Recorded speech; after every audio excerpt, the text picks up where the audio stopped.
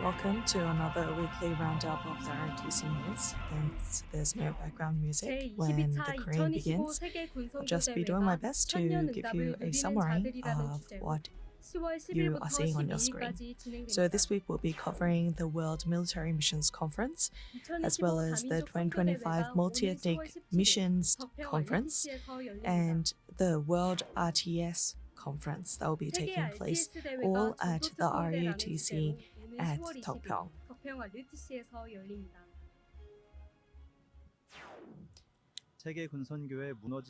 So first off is regarding the World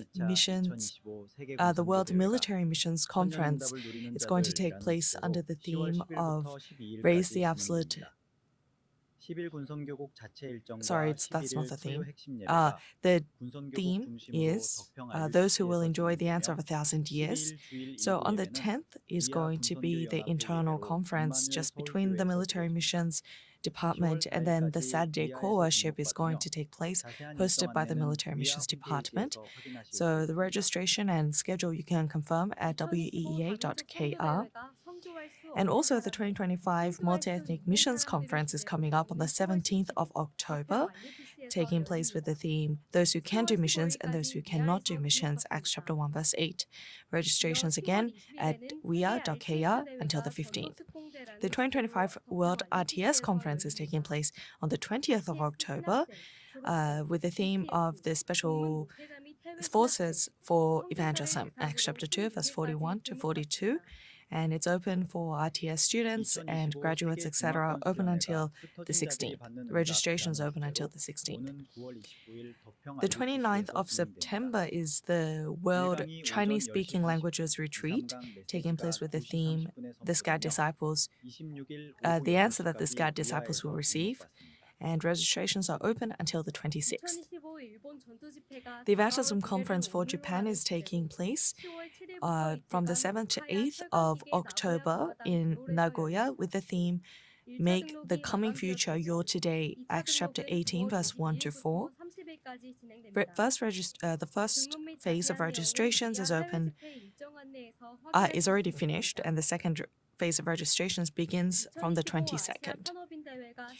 This is announcements regarding the 2025 Asia Business Persons Conference taking place from the 11th to 12th of November in Malaysia, Kuala Lumpur. Please register via the Google form that's available at weea.kr. This week's Saturday core service took place at Masan One Heart Church based in the Gyeongsang-do province. Here, Reverend Yu gave us the message entitled God's Business, Liberated from Me, Studies Liberated from Satan's Culture, and out of my faith to the triune God and the power to save the field. This is regarding the important announcements this week. Disciples scattered throughout the nation and the world have been giving their heartfelt offering for the 237 Center and IOTC. This is announcements.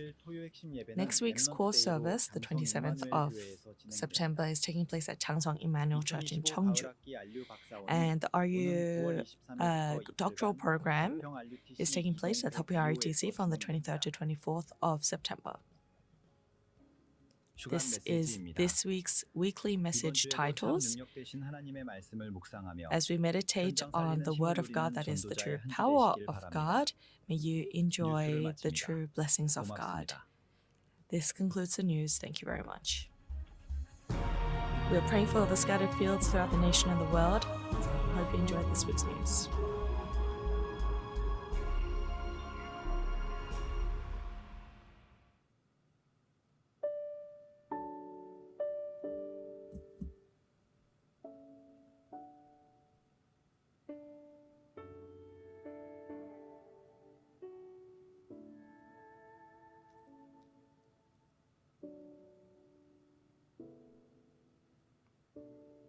I'm not sure if the sound is going out for this section, so let me provide a English dubbing and we'll proceed from there. This is a Troas missions field that does interviews with previous shamans. This is a section of Reverend Yu's message. One day, the person may end up taking their own life because life is so difficult. And some people, they are called to receive an evil spirit. But what happens when they receive this evil spirit is that the problem continues down their family line. And it's not that these people don't know it, but they're not able to endure the disease. And that's why they receive the spirit. Acts 13, 16, 19 all speak of the Nephilim disease. And they go to fortune tellers because they don't have an answer. But eventually they have no choice but to receive a spirit. And so if the church does not raise teams that can concentrate on this healing, we'll be facing great trouble in the future. So pastors, take this to your heart. In the 3-day weekend age on Friday, you must do healing and give a full-scale healing worship. And this is something that you're fully capable of doing because God will give you power, because this is God's plan. And so if a person suffering goes to a shaman, that's our fault. So Friday must be specialized for healing. And those who have suffered from the Nephilim disease, who return and receive the gospel, even if you help them just a little bit, tremendous works take place. The spirit rarely comes easily. I was lying down like a corpse, and then suddenly I stood up. And they told me to stop begging, but I couldn't beg. And so they opened the shrine, and my eyes were still closed, and I could see demons, a whole line of them. And they're such high-ranking individuals from all the history of Korea. They were all standing in line, and they all came into my body. And I think there were more than 10,000 soldiers that came in. And I think my daughter was 2 or 3 years old. I had to start shamanism. And so I brought my daughter to my house, to the shrine where I was practicing. And this daughter would sit where I would do my readings, and then she started bowing exactly as I did, even though she had never seen me do it. And so this had been passed down to her daughters. And I hated the fact that she would become a shaman even if I didn't give it to her. And that's where I was shocked.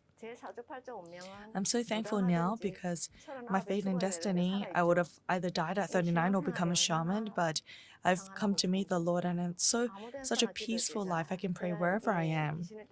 When I was trying to get rid of evil spirits, I had to live at a temple for a month, and I've tried everything. But truly, you have to do so many things. You have to purify yourself from the early morning, lunch and dinner. And it's not something that you can do unless you are extremely diligent. But as I live our walk of faith, as we live with Christ, we can pray anytime, anywhere, whether it's scheduled or spontaneous, and that brings such great peace. And I have such great thanksgiving for this. So when the light comes upon us and Christ comes upon us, isn't that the end? I held to the covenant of Matthew 16:16. And truly, I pray that this becomes my imprint-ridden nature from my heart all the way to the bottom of my feet. So I want to continue worship, continue Bible study, because that's what I find to be most important. Even the person that gave ministry for me was able to continue that for me. And if that pastor had not helped me to continue, then I wouldn't have been able to recover like this. Continuing to live my walk of faith, and the reason why I was able to continue to remain in the gospel is because of the trainings, and because this gospel was to some extent my imprint-rooted nature. No matter what situation, I wasn't shaken, and I was able to follow thus far. That's why I want to emphasize that worship is so important, as well as the conferences and various trainings. That's what I believe. The fact that I am alive in this healthy form and that I'm able to share the gospel, I'm so thankful.